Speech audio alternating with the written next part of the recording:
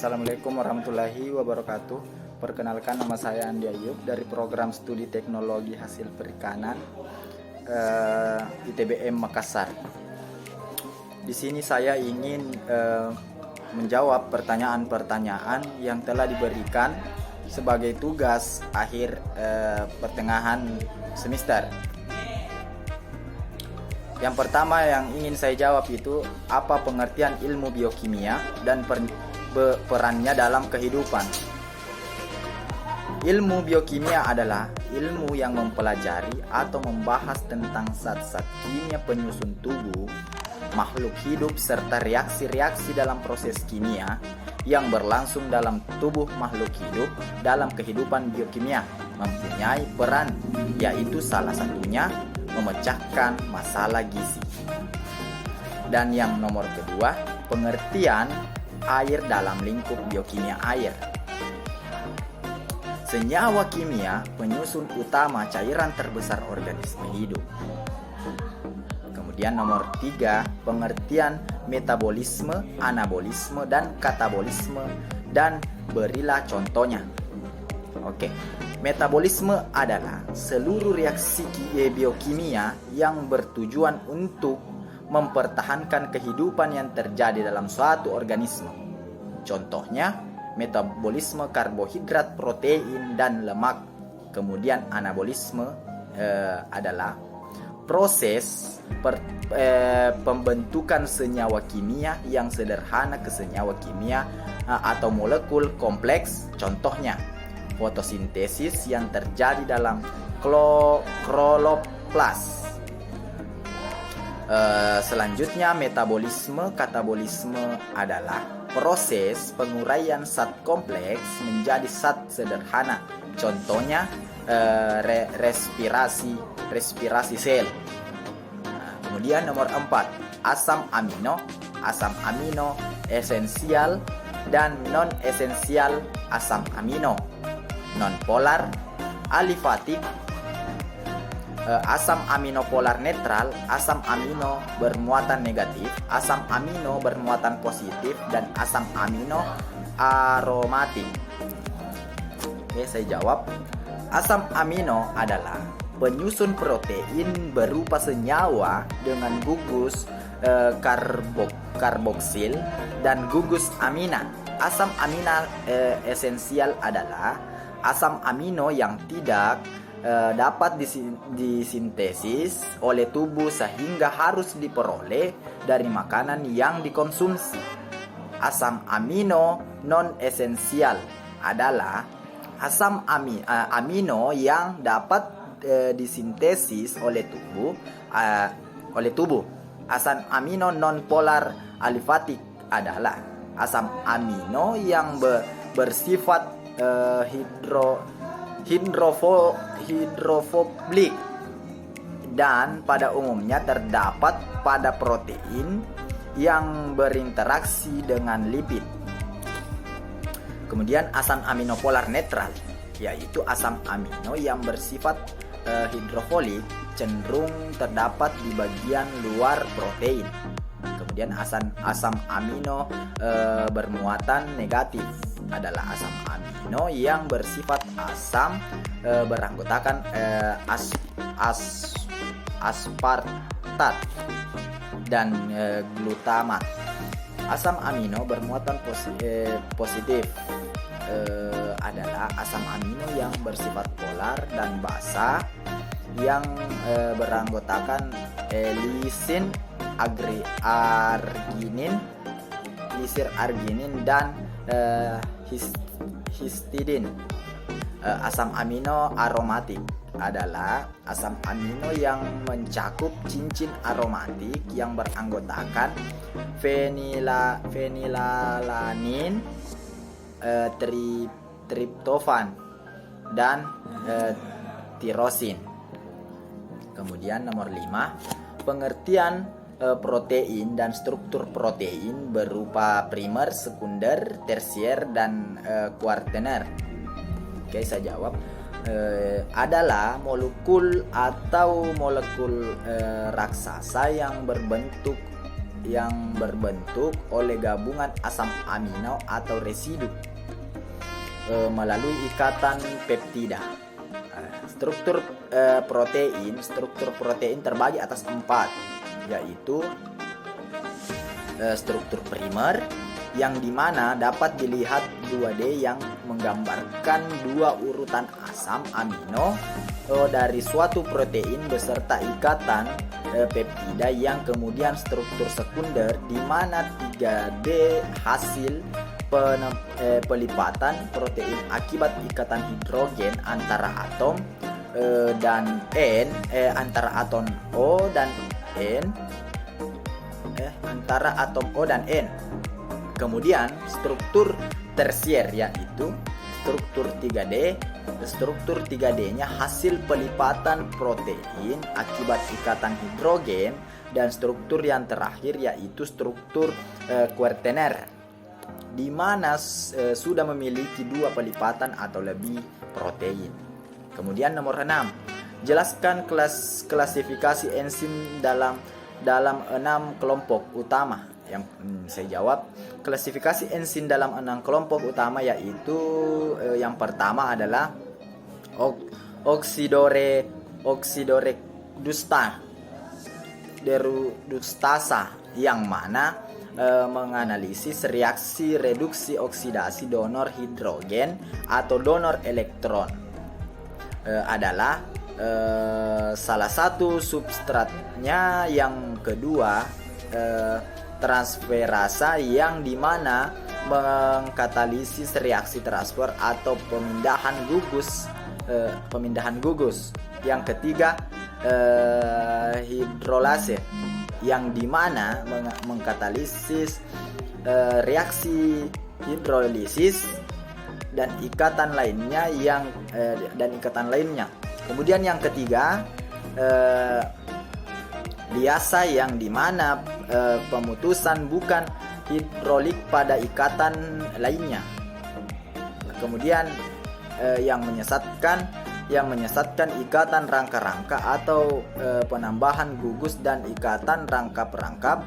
2. Kemudian isomerasa, yang berupa perubahan suasana geometri atau spesies suatu molekul selanjutnya. Iasa atau sintesa, yang dimana mengkatalisis reaksi perubahan dan molekul.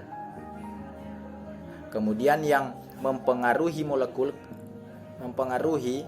aktivitas enzim tersebut yaitu pertama, pengaruh konsentrasi enzim, yang dimana bila jumlah enzim dalam suatu reaksi menjadi 2 kali lipat, maka jumlah substrat yang dapat diubah menjadi produk atau hasil adalah 2 kali lipat.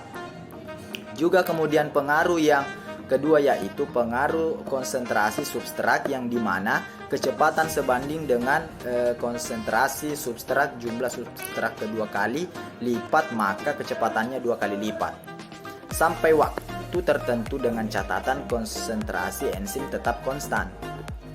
Kemudian pengaruh yang ketiga yaitu pengaruh pH. pH yang dimana ekstrem dapat mengakibatkan enzim mengalami denaturasi. Perubahan pH yang tidak ekstrem mempengaruhi enzim secara temporer.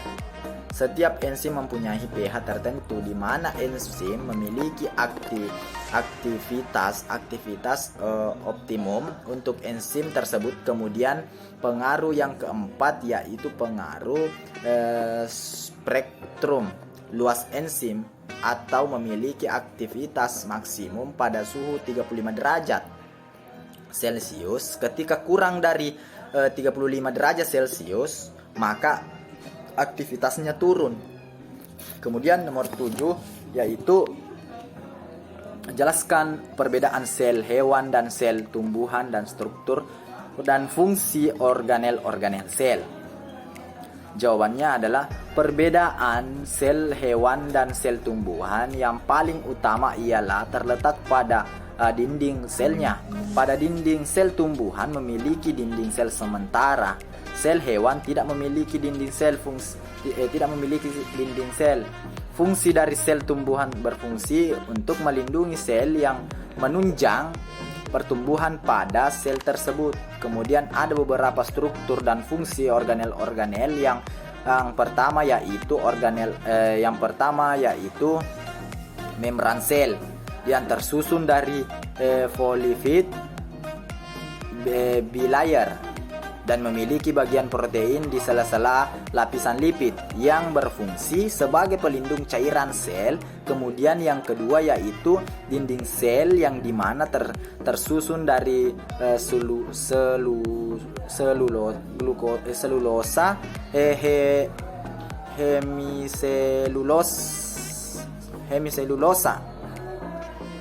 hemiselulosa, protein. Dinding sel tumbuhan bervariasi tiap spesiesnya, yang dimana berfungsi untuk menjaga dan melindungi struktur sel tumbuhan. Yang ketiga, nukleus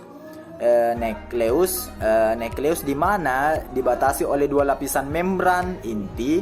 Terdapat pori-pori inti, terdapat nukleus plasma inti dan kromalin yang dimana berfungsi untuk mengatur seluruh aktivitas seluler tempat terjadinya replikasi dan transkripsi DNA. Kemudian yang keempat adalah ribosom, di mana terdiri dari subunit terbesar dan kecil dengan ukuran berbeda-beda.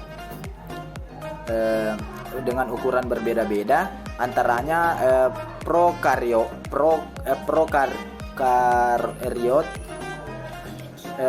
dan ekariotik, yang dimana berfungsi untuk mensintesis protein dalam proses translasi. Kemudian yang dimana kelima yaitu retikulum endoplasma. Retikulum endoplasma ini berstruktur pada dua jenis yaitu kasar dan halus. Fungsi dari retikulum endoplasma ini kasar yaitu pelipatan produk protein yang dihasilkan oleh ribosom. Kemudian retikulum endoplasma halus sebagai tempat proses penetralisir racun. Yang kemudian keenam yaitu badan Golgi, yang dimana berstruktur terhubung langsung dengan retikulum endoplasma sebagai yang berfungsi sebagai tempat pembentuk glikoprotein. Yang kemudian yang ketujuh yaitu lisosom, yang dimana berstruktur memiliki membran berupa lipid bilayer yang berfungsi dalam perombakan sel mati. Dan yang kedelapan yaitu mitokondria yang berstruktur terdapat DNA yang dikenal dengan mitokondria yang berfungsi untuk menghasilkan energi berupa ATP. Kemudian yang kesembilan yaitu periksasom, yang dimana strukturnya terdapat granula yang merupakan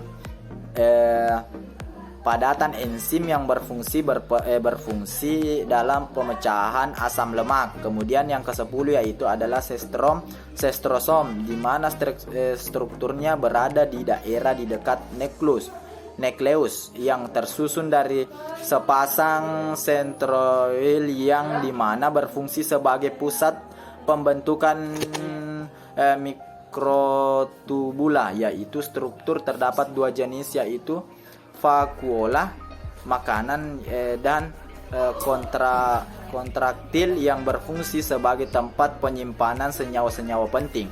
Dan yang kedelapan adalah menjelaskan gambaran umum metabolisme dan jelaskan proses transminasi dan deaminasi. Jawabannya yaitu protein yang transminasi adalah deaminasi, gambaran umum tentang metabolisme protein di mana terjadi perubahan protein menjadi asam amino dan penguraian. Asam amino pada protein yang telah tersebar melewati darah yang masuk dalam jaringan tubuh akan disintesis kembali menjadi protein. Selanjutnya transmigrasi adalah proses pemindahan gugus amina dan dari asam amino ke alfa.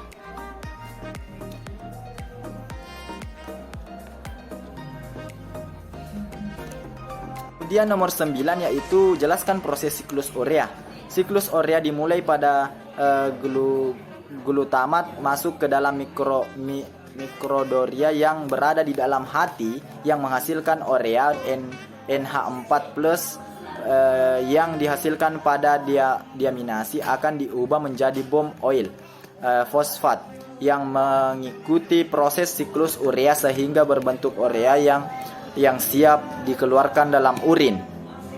Kemudian nomor 10, jelaskan sintesis asam amino dan tentang transkripsi dan translasi pada biosintesis protein. Jawabannya itu sintesis asam amino bisa dihasilkan dalam jalur sintesis baik pada glukosis maupun asam sitrat hewan. Hanya bisa mensintesis 10 asam amino non esensial yang dari senyawa antara glukolisis dan siklus asam sitrat kemudian menjadi RNA di mana produknya yaitu 3 jenis molekul RNA, dan translasi adalah proses penerjemahan molekul nRNA menjadi urutan asam amino yang menyusun protein. Adapun komponen dalam translasi yaitu ribosom, RNA, mRNA, tRNA, dan asam amino. Mungkin cuma itu yang bisa saya sampaikan. Lebih dan kurangnya mohon dimaafkan. Wassalamualaikum warahmatullahi wabarakatuh.